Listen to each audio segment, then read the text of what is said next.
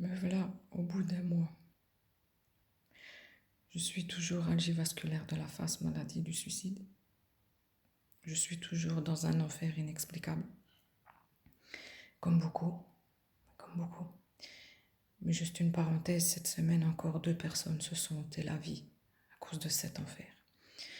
Donc, j'ai essayé des choses et des choses depuis que je suis algivasculaire de la face. J'en ai fait des traitements, j'en ai essayé des molécules et j'en passe et j'en passe. J'ai jamais autant souffert que en ayant essayé la kétamine. J'ai jamais eu autant envie de mourir que depuis que j'ai fait la kétamine. Tout a été un enfer. C'était impensable. Je devais donc, j'ai eu les papiers, donc je devais commencer le 4 mai, tous les jeudis jusqu'au 8 juin, la kétamine, pour essayer de casser le cycle des crises. J'en ai fait encore 365 au mois d'avril. Donc on avait mis ça en place. Donc je pars jamais avec des plans sur la comète. Je pars et advienne que pourra. Je m'adapte à la situation.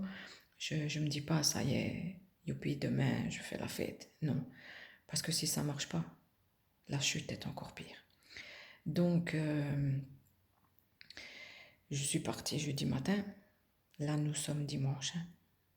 Oui, je suis partie jeudi matin. J'ai déjà fait une crise dans l'ambulance.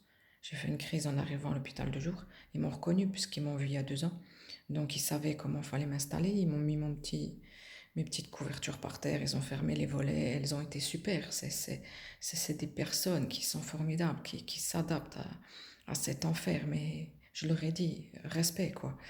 Donc voilà, l'infirmière arrive. Elle me met la kétamine en sous-cutanée, elle me met le magnésium en perfusion, elle me dit 4 heures pour la kétamine, 2 heures pour le magnésium, on vous surveille 2 heures, c'est parti mon kiwi, on y va. C'est parti mon kiwi. Je pensais pas. Je pensais pas. On sait qu'on ne sait jamais dans la vie. On apprend tous les jours. Mais je pensais pas avoir juste envie de mourir ce jour-là. Donc au début tout se passe bien. Je continue mes crises, le cycle se continue, je me branche, ils m'entendent hurler. Bref, ils avaient mis mes mêmes mots sur la porte, ne pas déranger. Ce serait cru à l'hôtel. Donc au début tout allait bien. Puis à 1 heure, la perfusion de magnésium s'arrête, donc elle vient l'enlever et tout. Et là, c'est parti. C'est parti dans un délire, mais on sait que l'AVF n'a aucun traitement. On sait qu'il y a l'oxygène qui vont aider 99% des gens. On sait que tout le reste, c'est des essais. On le sait, qui vont marcher, qui vont être propres à chacun ou pas. On voulait tenter la kétamine, on a tenté. Donc, elle enlève tout. Enfin, sauf la kétamine, c'était pas fini, il restait jusqu'à 3 heures. Et là, une crise est arrivée. Là, je sais plus combien. Je sais plus. Pardon. Donc, la crise est arrivée. J'ai pas pu la finir. Et que je me suis sentie bizarre. Donc, je suis partie aux toilettes. J'ai commencé à vomir, à vomir, à vomir, à vomir. J'ai passé l'après-midi dans les toilettes, à vomir, à vomir. Ma tête avait envie d'exploser, mes dents, ma joue. Je pouvais plus tourner à gauche, à droite, je pouvais plus ouvrir les yeux.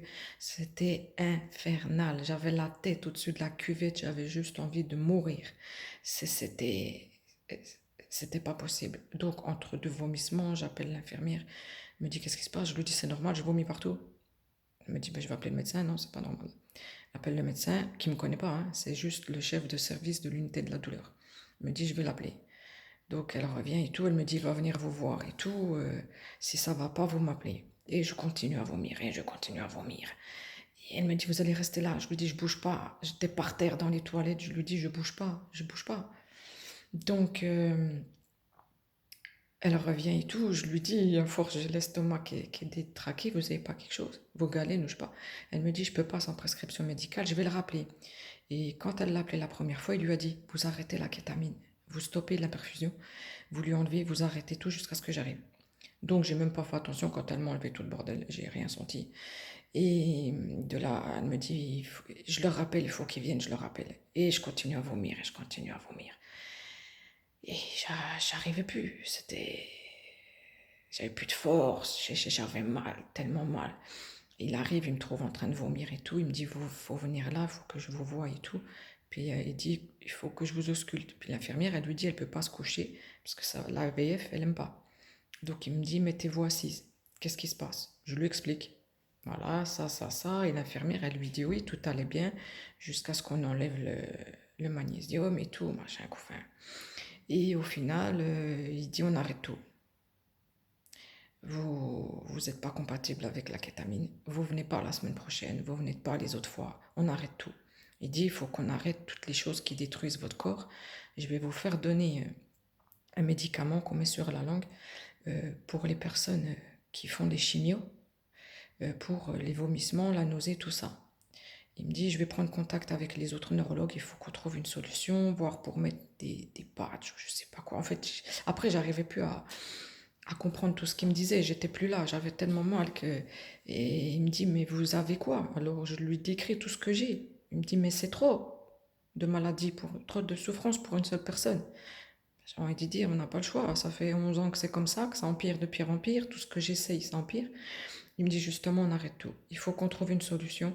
euh, qui, des choses qui seront plus destructrices pour le corps.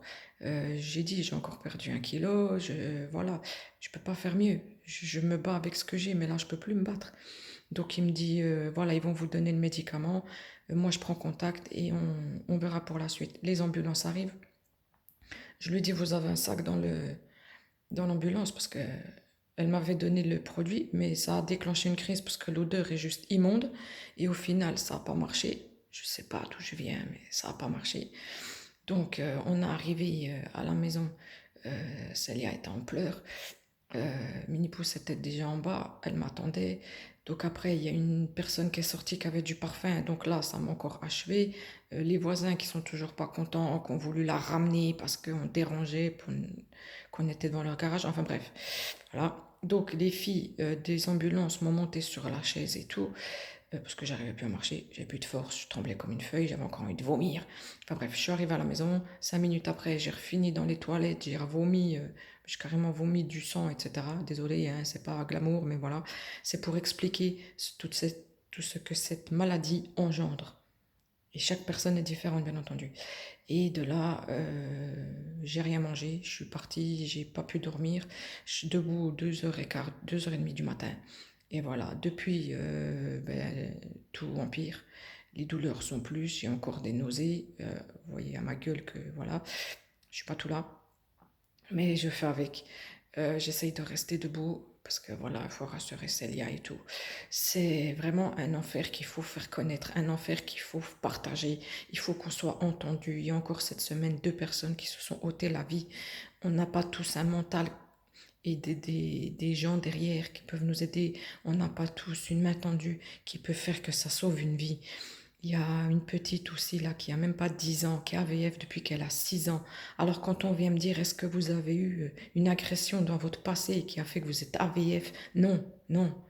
C'est neurologique. Arrêtez de chercher des excuses où il n'y en a pas. Il faut qu'on soit reconnu. Il faut que le combat que mène Isabelle Chal avec l'Association française des céphalées aboutisse. C'est du pur délire.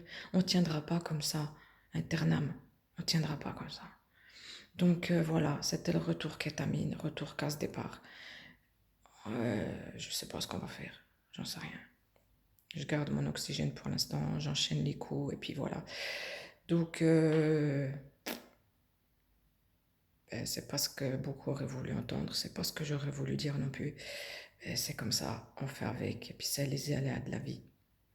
Une partie de mon enfer dans un quotidien presque normal. Je remercie tous ceux qui font coucou, tous ceux qui demandent des nouvelles, tous ceux qui en parlent, qui partagent, tous ceux qui font coucou aussi sur TikTok et tout ça, tous ceux qui prennent le temps de regarder et juste de dire coucou. C'est énorme. Donc voilà, encore merci à tous ceux qui m'ont aidé avant, pendant et après la kétamine, à ceux qui sont encore là et qui seront encore là demain. Je vous dis à tantôt, bon courage à tous les malades tels qu'ils soient. Et puis, aux prochaines news. Ciao, ciao. Marcel.